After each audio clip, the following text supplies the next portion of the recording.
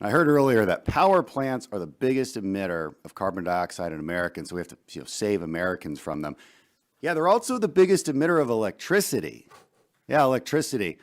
And I don't know how that doesn't matter to this administration or the entire Democrat Party. Why does no one seem to have an answer for how we might replace that power generation, replace that electricity? Why won't anyone from this administration or the other side of the aisle acknowledge how physically impossible it is to replace baseload energy with renewables? I'd love answers. Answers, for instance, how we're going to come up with a landmass the size of South Dakota, put the amount of solar and wind farms necessary to replace such generation, or the thousands of miles of additional power lines, or the additional steel required, the copper, the cobalt, all of the critical minerals. Where's that going to come from? There's just some whimsical assumptions that'll all work out because Greta Thunberg says it will. Now, if the goal is to protect Americans, maybe protecting their ability to heat their homes or cool their homes in summer might be important. Not a single American is actually harmed by CO2 as a pollutant, and yet that's been the claim by my colleagues in this hearing as we all breathe out copious amounts of CO2.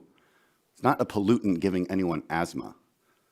Can we at least stick to the science if we're going to have this discussion? And if the claim is that additional CO2 warms the planet over time, then we might consider the fact that if the U.S. completely abolished all CO2 emissions, then it would have a negligible effect on temperature and climate. And that's not according to me, that's according to all relevant climate modeling. A carbon-free America by 2050 would reduce CO2 concentration by a mere 2.2% and a negligible effect on the climate. So once again, we find ourselves in a really simple policy discussion about costs versus benefits. This EPA seems content to impose massive costs on Americans without any clear benefits to speak of. I don't think the mission, the original one, of the EPA was supposed to be to reverse human flourishing, but it certainly seems that that's the goal now. They want to remove power generation from an already stressed electrical grid. And for what benefit? None. Just some hand-waving and sloganeering about saving the earth and protecting people and our children.